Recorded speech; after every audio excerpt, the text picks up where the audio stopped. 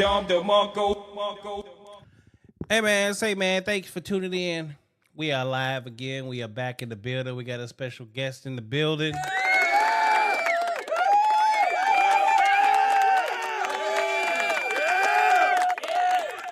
If you didn't know, you about to know. This is what we do. Welcome to another episode here on NoCappReacts. Make sure you tune in to Sunday Night Live. We got special guests Monday through Thursday, 6 p.m. or a little after 6 p.m. As you know, we do special guests Monday through Thursday. Therapy session. Friday nights is Friday Night Live. It's the only live show on the internet. Also a call-in show. Make sure you tune in and become a part of that. If you're not a part of that, well, you're just missing out. I don't Make sure you tune in and become a part. Make sure you also get to hustlefit.com. Get your merch as well as get your Hustle Fit clothing.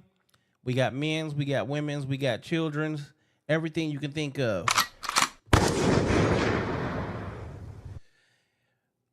What's up, ladies and gentlemen? Welcome to Therapy Session. I'm your man, Bailey, a.k.a. Mr. Go Get 'em. And we are back with another episode, and today we got a special guest. You know, off rip, he already said he's all about. Here comes the money. Here we go. Money talk. Here comes the money. So let me go ahead and introduce you to our special guest because It's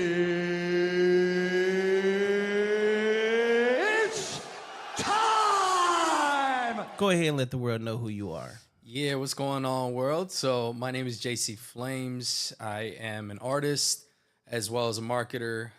Pretty much do everything from hip hop, R&B, write, produce, a little bit of engineering as well. But yeah, man. So that's a little bit about me. We're definitely getting into it. So you do a little bit of everything. Pretty much, man. It started from the ground up, you know. Well, as y'all know, we are right here in Phoenix, Arizona. And I told you I'm going to bring you artists of all walks of life. Men, women, and children. If they do it, we're going to do it. Young business, young entrepreneurs, etc. This young man happens to do it all. So let's get into it. So you go by the name of Jacey Flames. Correct. All right. So we're going to start all the way at the very beginning. Oof. All the way back. All the way back. All the way back. Where does young Jacey Flames come from? Yeah, man. So originally born and raised in Tolleson, Arizona, so all the way west. So Arizona native? Arizona native. Okay. Definitely rare. I know we're kind of a dying breed. Or Literally. Literally. But yeah, man. So started out loving music, honestly. Like anything that had to do with music as a kid, just pretty much loved it. My dad was a DJ. And I started getting into hip-hop, of course, just like most of the world. And my earliest memories of hip-hop is listening to Tupac, Biggie, of course, Bone Thugs. And started writing poetry at first at the age of 11 and really just getting into writing rhymes as I got older. Even in high school, I would do freestyles in the lunchrooms and in classrooms and whatnot. And then started taking it serious in 2016. That's when I started to actually go to the studio and start recording my own music and all that. Okay. So, as a child, pre-music, what was your childhood like out here? What was it like out here in Phoenix, Arizona? I mean, especially in Tolleson, there wasn't much, man. So it was, I would say, honestly, you had to be really creative. There wasn't too much, especially on the west side. There wasn't what it is now. Even getting on the freeway and kind of close to where I live on the 101, they're building resorts and all those things. Like, we didn't have that at all, man. So you had to be really creative. So I got into music and even film too. I don't really do my own stuff with film, but I was always watching movies, you know, comparing sounds from movies to music and just kind of getting into a lot of that creative space when it came to the visuals and stuff like that. So you grew up as a creative kid.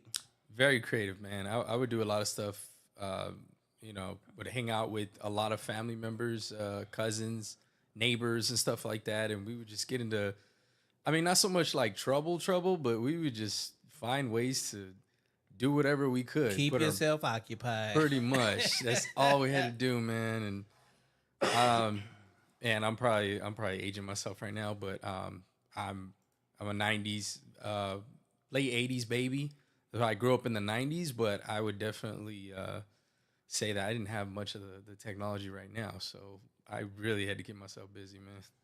So you literally had to get it out the mud, is what we call that. Yes, sir. So straight from the soil, man. I had to do what I could to keep myself busy and try to figure out ways to be creative, man, and stay creative. You know. All right. So as a kid, prior to you doing music, who were you listening to? So, all right. So my earliest memory of music, for sure. I mean, this is gonna sound cliche as well, but Michael Jackson was everything to me. I was dancing like him. That was the greatest. He was the greatest. He was the king. I mean, still is, I think, of pop in a sense, but he was the greatest. So, I mean, I was trying to dance like him, trying to sing like him, everything. And then I feel like once I started to get into hip hop, I kind of discovered that a little bit later. That's when it kind of took a whole different turn, if you will. So who was the one rap artist that you say you fell in love with or you would listen to? I think, what was crazy was my earliest memory, I guess the first hip hop album I listened to was Bone Thugs, The Art of War, that double disc. The one that literally had the yeah, that track with Tupac, man. That's like my favorite track too. Yep. But I think the reason why that probably stuck with me more compared to everything else that was out is because the way they were blending melodies and kind of like an R&B type of sound with crossroads and all that with hip hop, and that's kind of even like my style right now, which is crazy. Okay, good shit. Now, your teenage years, what was that like? Yes, sir. So, teenage years, I would say definitely. I grew up pretty promiscuous. I would say a little bit. You said later. promiscuous. Yeah, man. I got into. That's when I got into trouble, man. That's when I got into a lot of trouble. And, Yeah. yeah, man. Even in high school days, I would go to parties. I'll sneak out. I would do a lot of those things that kind of weren't supposed to, and hanging out with a lot of the crowd that I wasn't supposed to. Party crews were kind of big back then here in Arizona, so that was something that we constantly did, man. It was like going where the girls and the booze were at, and getting the party cracking. So were you a ladies' man? I definitely was, man. Yeah, and I think even more later on in my high school years, but for sure, yeah. Not so much in middle school, but I think high school years, I was a ladies' man for sure. Okay, so the girls got you. How many kids you got? Luckily, none as of now, man. None that you know But, of. not that I know of. I was gonna say that. Not that I know of, but All right. So so it was Bone that pretty much grabbed your attention, right? So at what age was it that you started writing music? So definitely at 11. At 11, I started writing music, but I didn't know I was writing music. It was more just poetry. I remember just kind of being a rebel, feeling like I was misunderstood, even at school or even like in my family because I was getting into trouble and whatnot. So I was writing a lot of poetry, and it was just freedom of expression. I was just constantly writing poetry. But for some reason, after every line or whatnot, I was trying to rhyme every single word. So it wasn't until like probably later on I started to put it to beats and started to really, really write raps. Okay. What was the first rap? You remember the name of the first rap you wrote? What'd you call it? I don't remember the bars, but I do remember the song title. It was like Sundays, something with Sundays.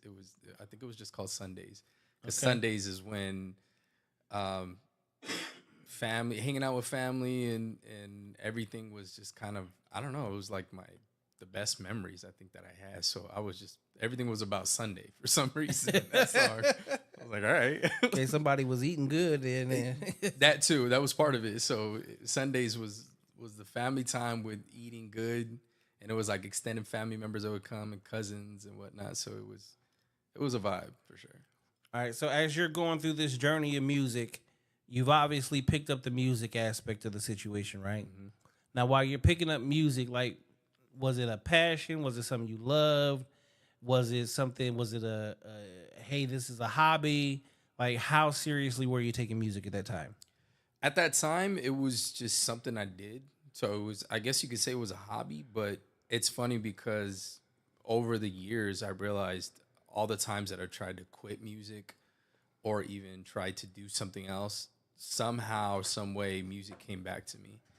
And I think now I've realized that it's just a part of me, no matter what. It's always going to be something that I do. It's kind of more of a part of me as opposed to something that I do on the side, if that makes sense. All right. So when you're doing music, what feeling do you associate with doing music? I think freedom. Freedom is big. Freedom of expression and even therapy at times, because if I'm going through anything, that's my outlet. And that's why I air out my dirty laundry, all that. Yeah, see, this is the crazy part. So I used to do music, right? And I realized when my life got peaceful, music got harder to do. Because as long as I was in drama, when I was in the streets, when I was doing shit I wasn't supposed to, when I had the crazy girls, it was easy. The moment that life settled down, I relaxed, became a father, it started to get real hard. Because then it was like, what the hell am I supposed to talk about? Yeah. And I think that's the reason why, too, over the years, I guess you could say I kind of got, I mean, like, I don't have kids, but I think I've changed up my content because back in high school when I started to, I wasn't recording music, but I was writing a lot of raps. It was really aggressive. It was I was angry. Yeah. And then the past few years that I've been recording music since 2016, it turned into some like, some like Post Malone, Chance the Rapper type stuff. So it's real vibrant. Good shit. Yeah, so I hit that switch for sure. And people are like, okay, now that's you. You're not an aggressive person. Get back to who you really are. Yeah, pretty much. I'm not gangster, man. All right, so now here we are. Let's fast forward to where we're at today, right? Where was like, when did you truly take music serious and say, okay, I'm about to do this? So I would definitely say after I graduated college. And I think at that time I was just going from job to job. College was something, just to back up a little bit, college was something that I was kind of like, all right, I need a plan B just in case I can't get my money. So it was like, I'm going to graduate just to graduate with whatever degree. And I did. And then after that, it was like when I was going from job to job, it was like music still was there. And I just kept doing it and doing it. And that's when I was like, you know what? I should see what I can do with this, give it a real shot. And I think once I started to put out more of my music, I started to grow my kind of my listeners and my fan base and whatnot. Okay, who would you say was your first fan?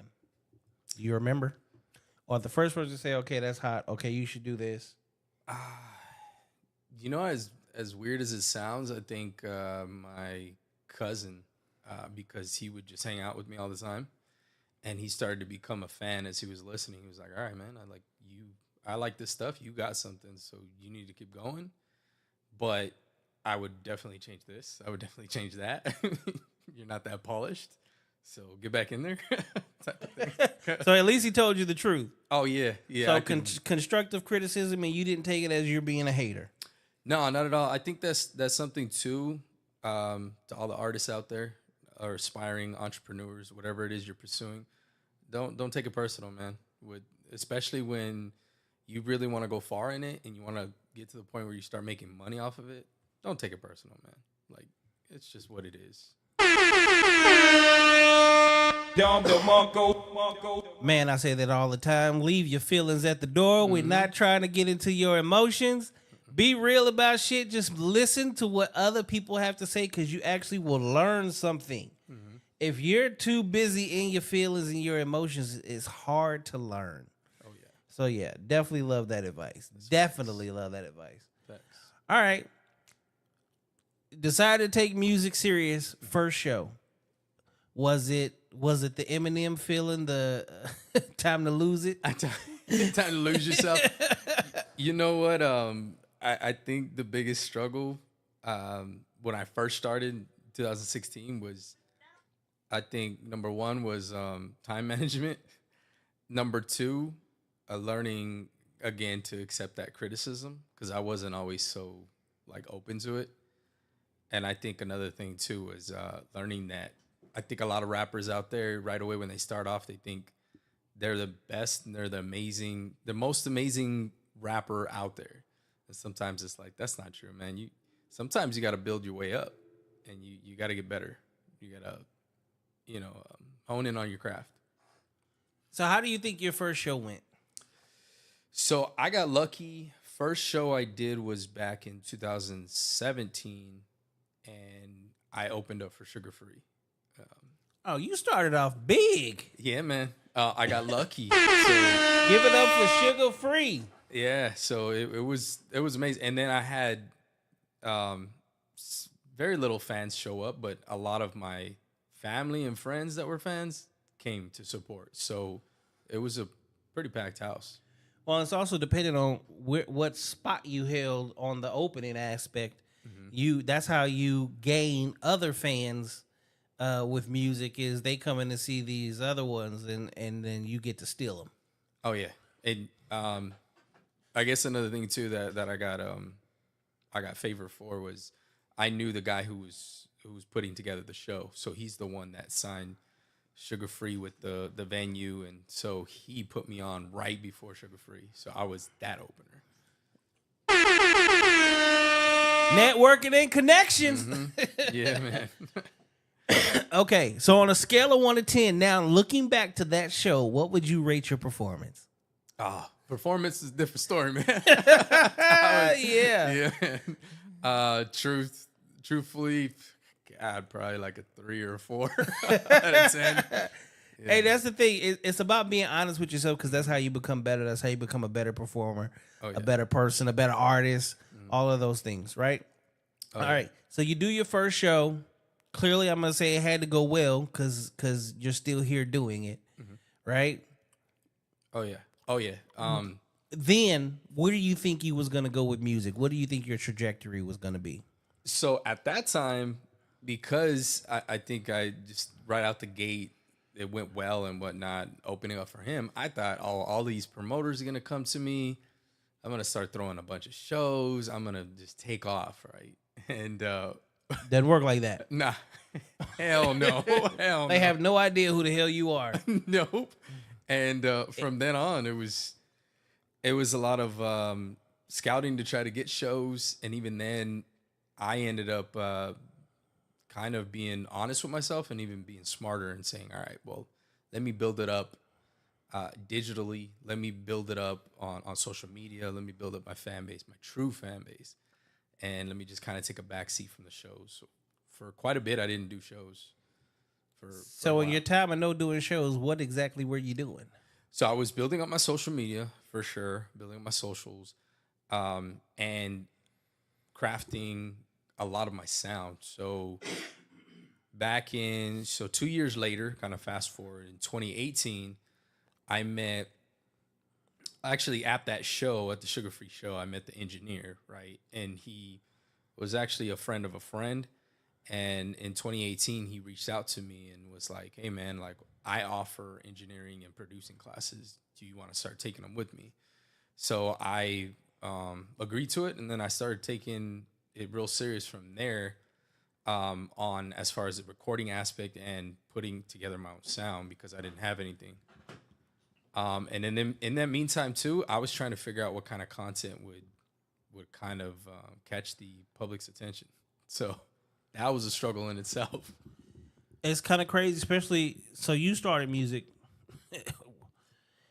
at a time where now fans are finicky.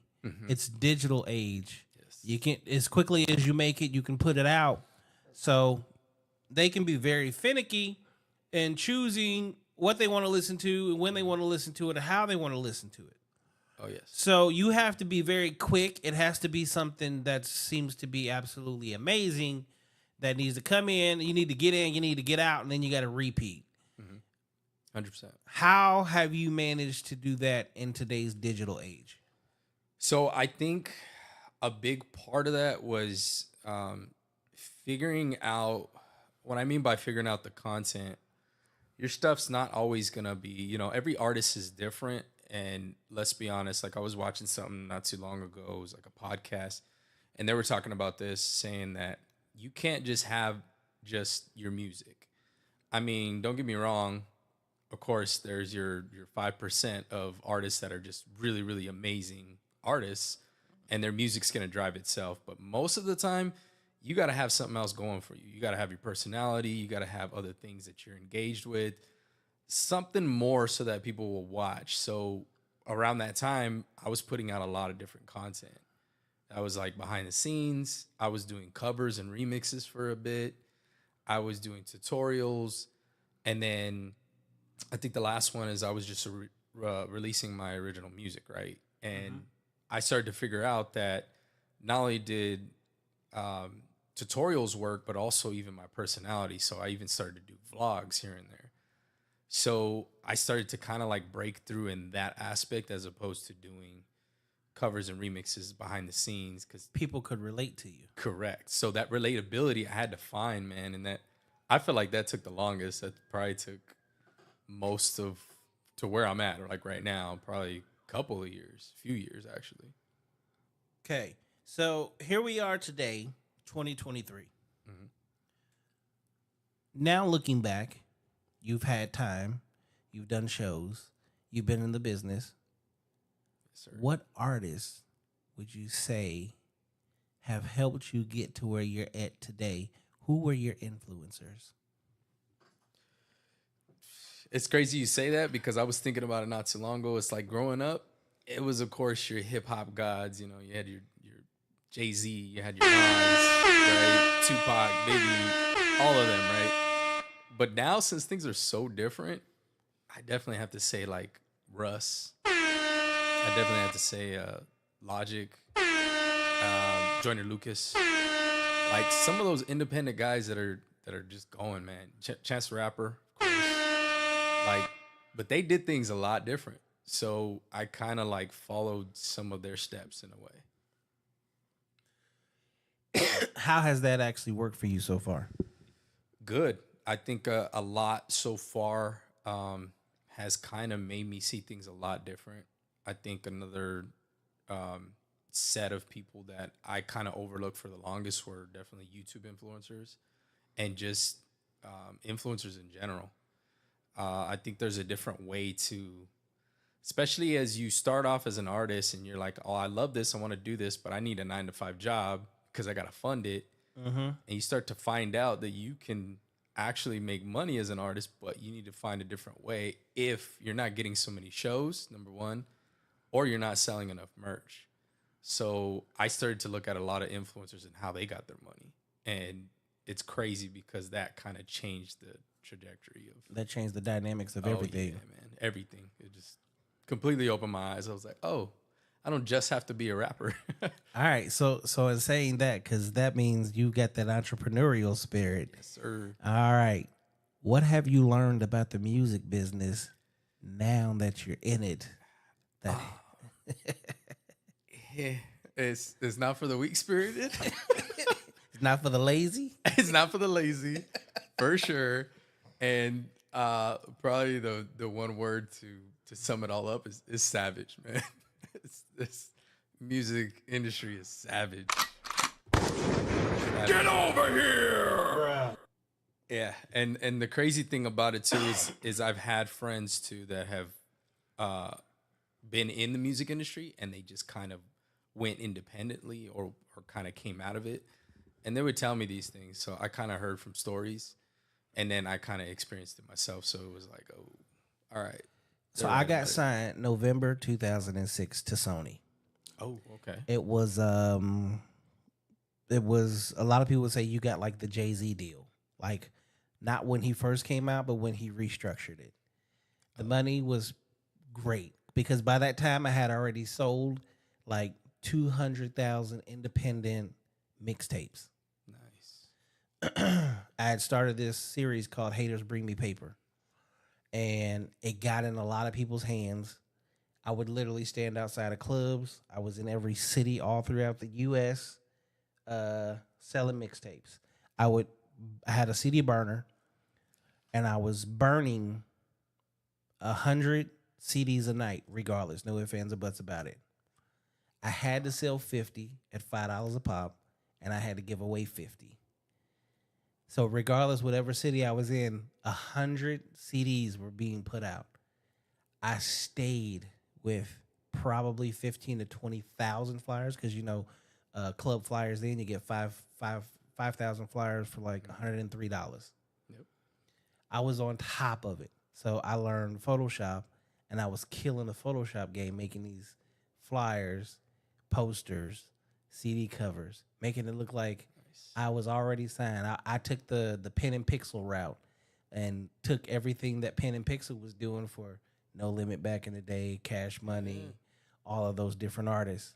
And I started doing the exact same thing and creating my own shit, which makes you look hella big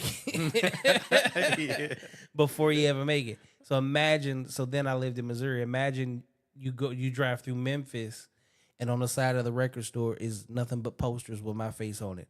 The poles, my face on it. You go into the gas stations, my flyers were sitting there. It was like, who the hell is this dude? This is the day of MySpace. Wow. So my MySpace is actually blowing up. And you had 3 to 5 songs on there. So I would just let them push. Diddy's hit me up on MySpace. Madonna's hit me up on MySpace. Like I got motherfuckers in my inbox that should have never been there. So I signed, and things get pretty good for the first 3 years. Okay. That 2008, 2009 process is where things started to change a little bit. That's when the digital market really started to everything started to turn towards digital, right? So knowing the business was a must, which I knew the business going in, having the right manager, which at the time when I started, his name was it was Brim. Brim. And then I went from him to Mike Brand for Knockout Entertainment. And Mike B knew everybody in the game. So now I'm on every major tour. Nice. Because I'm signed to Sony, I'm easily asking $20K a show. I'm all over the U.S. and further. Amazing. Then they come, we want to put you in a 360 contract. Nope, not doing it. All right, well, we got to come down off of what you make per CD sale. And there's this new digital platform that's about to go. I can't really say no to that because you haven't released my album yet. I'm in the studio. They put me with this guy named Gildy Flores, Gil Flow Productions. He is now currently working with Timbaland. Oh, okay. So this guy's making incredible beats. He's out of Texas. So I get a trailer in Pittsburgh, Kansas. I'm in Pittsburgh, Kansas, holed up for 9 months. Track after track after track after track, producer after producer, just sending me all this stuff. The labels feeding me. I bought all the studio equipment. I got a full-blown studio in a trailer. One room in his entire studio. It's just like this, but a music studio instead of this podcast setup. So we're sitting there, we're just working, put a whole album together. Crazy. Came out here one time, Salt Mine Studios, just for the master the whole project. That's where I met DMX. 3 weeks later, DMX gets signed to Sony. He was there recording his album that they ended up releasing instead of mine. Oh, damn. they shelved me to do his, but he had the name already. That makes sense. So I kind of got fucked in the process, and then his shit flopped. Oh, was it the Year of the Dog? Yeah. Oh, His flopped. damn. And I'm sitting here like, y'all did that. You've paid. I got a Jacey, snippet. Anyway, I got that. I got Lil Wayne on my shit. I got Young Buck on my shit. I had a couple of my friends that I had in the music. They actually we have all this music. I'm like, we finna get paid. At the track, at the time, I had a track called "What You Spend for That," and then "From the Club to the Streets," going hard. They're going crazy. Every city I go to, crazy. I'm on when I say major headline, there's not a major artist in this music business even to this day that I don't know because I was on their tour. Yo Gotti's, the Ray J's, what the hell's his name that sings Bed? I'm gonna put you to bed. Oh, Jay Holiday. Jay Holiday. I already said Yo Gotti. Papoose, Fat Joe. Like everybody that's popping in the 2000s, been there. Cisco. There was some guys popping bullets, which came up under Rick Ross. I'm right there. My manager actually managed Rick Ross. Plies. And this is when they're all hot. Yeah. This is when they're all pushing, and I'm right there with them. So everybody sees me the same time they see them. So the shit was crazy, right? At that time, like I said, I started going through my personal change. Going independent. So I do the independent thing. Now, the thing about it is everybody's used to paying me all this money for these shows, going to all these different things. I think at one point in time, I had 420 shows. We only got 365 days in a year. But it was literally club after parties, show after parties, show after parties, clothing stores, malls, all these different appearances where they were paying me to do shows. Come do 2 to 3 shows. So $20K for the show, $10K for the after party. That's literally how it worked out. Nice. Appearances, $5,700. And then I have a rider. So my rider, you got all my food, drink, All that. Yeah. all this All shit. that. Nice. So, in hearing that and say the business, I also found out managers can be dogs, shitty. Record labels don't give a damn about you. Even when I went to go, oh, you owe us this money. No. I read my contract. All of these things you put in there is the same things we negotiated back when I had my first manager. Non-recoupable. So they pay Gildy, all those tracks. My show was on the Welcome to Hip Hop, Welcome to Hollywood. The opening track for the 3-6 Mafia TV show that was on MTV. Oh, yeah. That was my track. Gildy made that track. Wow. I get paid for that still to this day. Royalties. Nice. ASCAP. I love you. Hey. ASCAP BMI. There you go. So, in your time, because my level is a little bit different. When you say you learned the business and it's shitty, right? Yeah. Tell the people the things that you're going through as you're trying to make the rise. Yeah, man. So I was definitely getting some looks at that time, even when I started. And I had heard like words of like certain labels that were looking to sign rappers from here and whatnot. And the crazy thing about it is that I had a friend who was also getting looks as well. And he's the same one that ended up teaching me in 2018, right? And he was telling me all the things that they were offering him, all this stuff, right?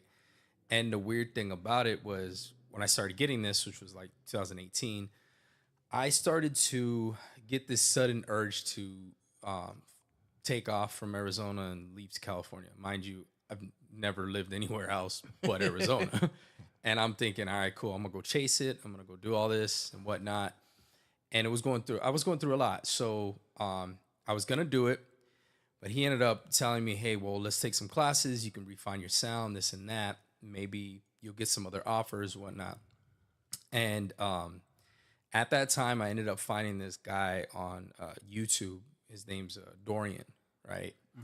And he starts just spitting all this knowledge, and I ended up subscribing to him, right? And this guy went ham on constantly releasing videos and whatnot, and every single thing that he was releasing just happened to resonate with me, what I was going through, everything, right?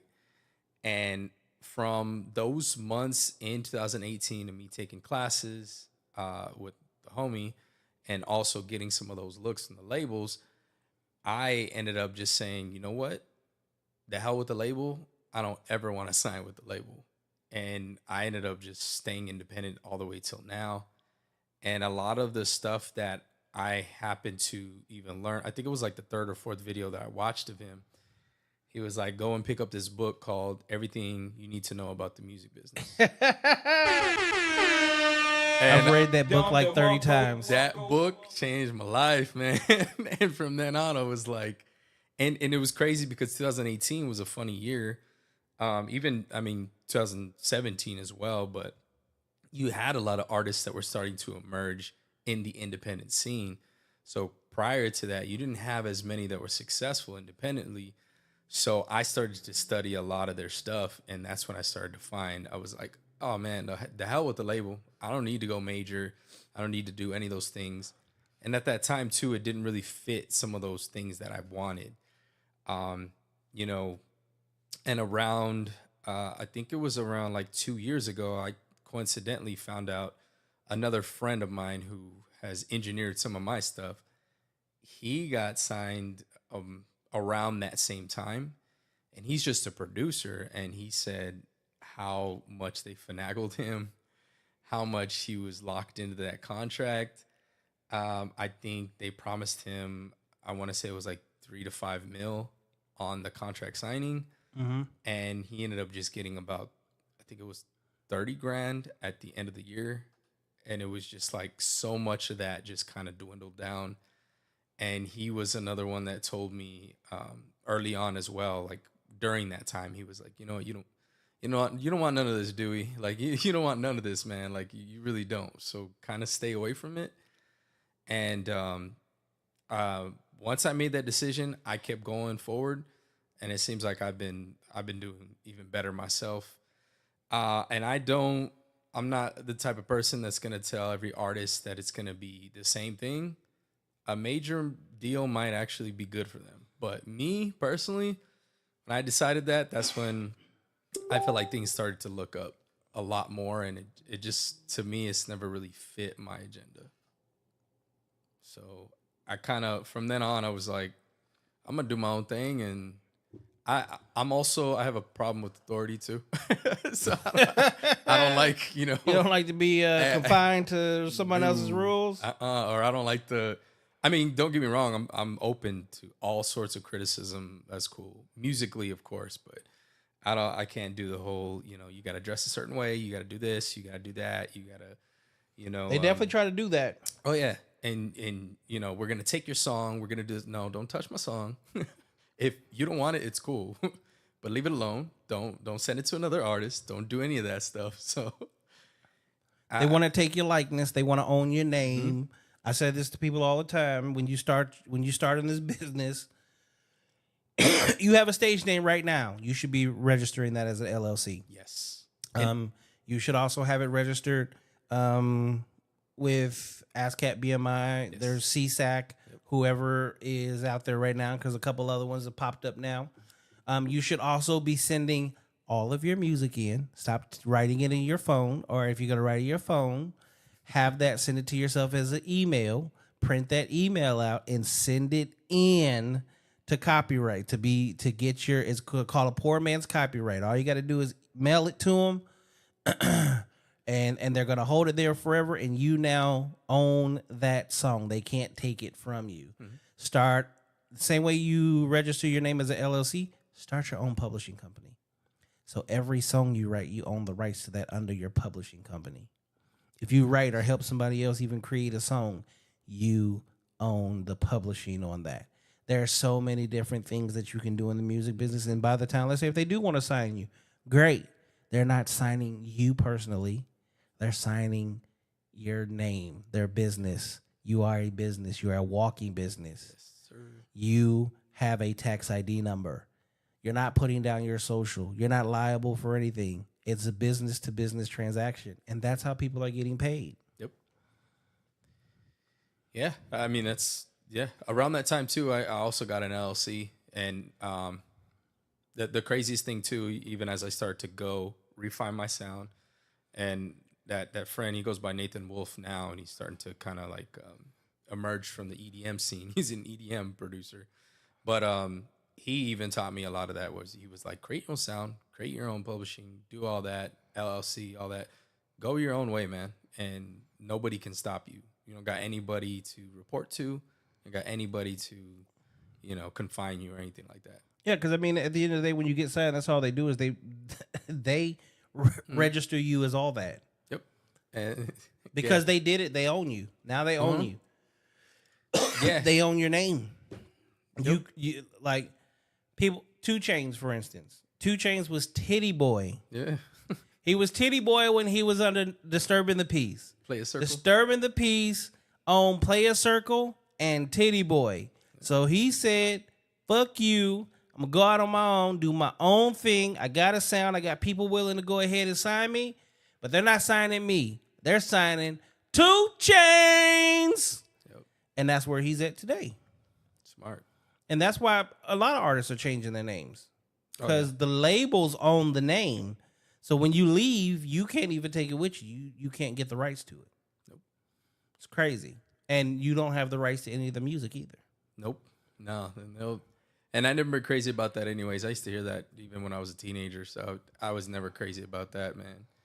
The things I would do to hear some of that death row music during that era that's locked up in the vault. So I never wanted to do any of that either. The music that a lot of them artists could never get access to. Correct. Yep. Snoop Dogg finally bought all the rights to his own music back. It's crazy. Yep. All right. So today, music, where can they find you? Definitely everywhere. When I mean everywhere, I mean like, of course, Twitter, Instagram, Facebook, TikTok, at Jacey Flames. I keep everything the same. By the way, all the entrepreneurs out there, keep your handles the same, man. Get it? Makes your life change so it. much easier. Oh yes. So at Jacey Flames, and the JC spelled Jacey. I did that to be different. So Jacey Flames. Cool. And you got any new projects or anything coming out? Yeah, man. So I'm working on a new project. Should be releasing at the top of next year. And ironically, with all this stuff we've been talking about and whatnot, I decided to call the project "I Sign Myself." So it's kind of a big middle finger. Big middle finger to the majors and whatnot, the record labels. So yeah. How are you going to distribute? DistroKid?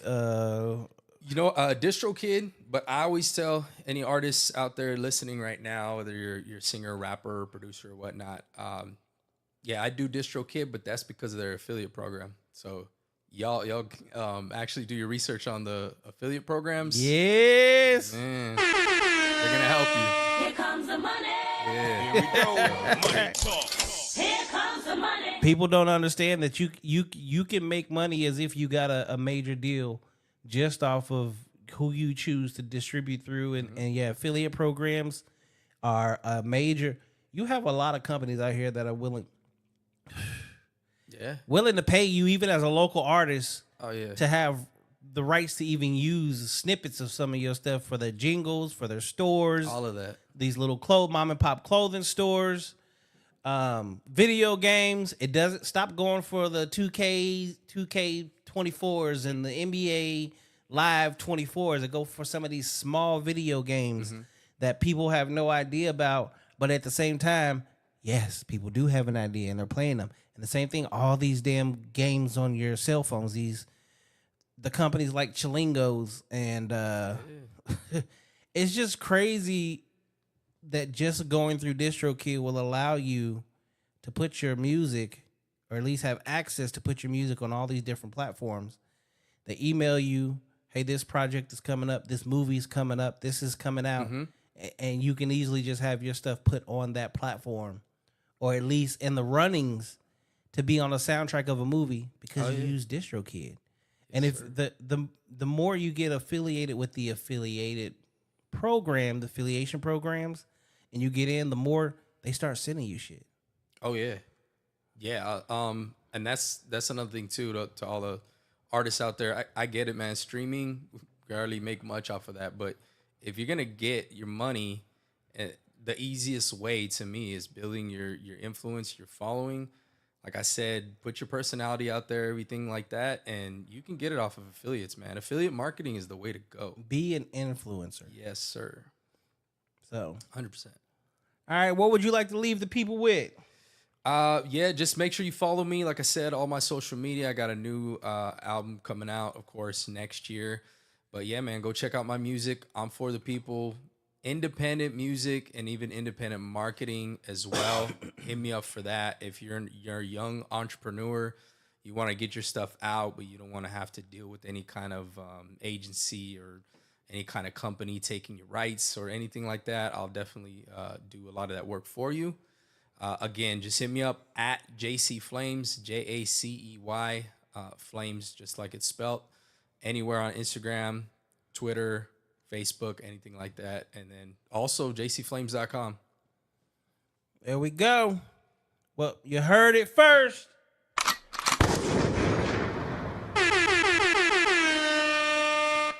So, JC, I always asked him, how was it chilling on the couch? Oh, it was dope, man. I like this. This is a comfortable couch, too. It's hella comfortable. I feel like I'm sinking in, but in a good way, you know? That's good, man. I like it. How many podcasts have you done? This is my second one. Second one? Yeah. All right, well, we only got two to choose from. Which one? Well, how would you rate this one with the last one? I would say definitely a 10. 10, yeah, for sure. The last one was good too, but I was more like beginners, to be honest. Some of the mics were kind of a little off. And they kind of told me that, which is fine. I didn't take it personal or anything like that, but it's good, man. I like the equipment, everything, the setup. People don't understand what it's like when they walk in this, or don't expect what they see when you walk in this room, and then you see everything and the setup and the sound. Mm-hmm. And the thing about it is, you ain't got to wear headphones, right? You know what? I was looking for that because the other one I had to wear headphones, and I'm okay with it, but I was like, oh man, it's a lot better. Yeah, you can hear everything. It's clear. There's no feedback. There's no break. The internet is absolutely ridiculous that I have to pay for to make sure that all this shit happens. But yeah. Yeah, man, I like it. Yeah, this is definitely dope. But I didn't expect something terrible though, because I have a home studio, and I've even friends that have recorded with me that they kind of say the same thing, like, oh, I didn't know what to expect. And they get in there and they're like, oh man, this is set up pretty nice. So I don't judge a book by its cover. Let's say, you look at this, imagine what you think my home studio was like when I was doing music. Yeah, man. With a damn near unlimited budget. Yeah, I was going to say, probably, man. So it makes it's a huge difference. Oh, yeah. But yeah, definitely want to say thanks for showing up to the podcast today. Of course. Thank you. Thank you for having me. Ladies and gentlemen, make sure y'all tune in this Friday night. We got special guests. Sunday Night Live, again, special guest. Tomorrow and the rest of the week, therapy session. Wednesdays and Thursdays, we do live reactions from music to everything. Hit us up at NoCappReacts on Instagram. Music videos only. We do not listen to songs. Music videos only. Send us the link so we can go ahead and play your video. Not only are we going to react to it, but again, right now, we're hot as shit Over 300,000 views just in the last 5 days. 300,000 views in the last 5 days. The shorts are going crazy and bringing so much attention to the channel. Thursday, we have a special guest all the way from Chicago, also a music artist coming all the way from Chicago to sit right here on the couch to do an interview. Friday, we got a special guest. Sunday, we got a special guest. We lighten it up right now. HustleFit.com. NoCappReacts. Captain Crunch is the top seller right now. People love that Captain Crunch shirt. Okay? Also, Hustle Fit Clothing. Men's, women, and children. And if you are an artist of any kind, or if you are a business and you need any kind of products or merch, we do custom clothing. Again, we do custom clothing. Hit us up, hustlefit.com. You can also hit the Hustle Fit on Instagram. We're there. Check us out. Fit is PHIT. With that being said, I definitely want to say thanks for tuning in to another episode of No Cap Reacts. I'm your man, Bailey, a.k.a. Mr. Go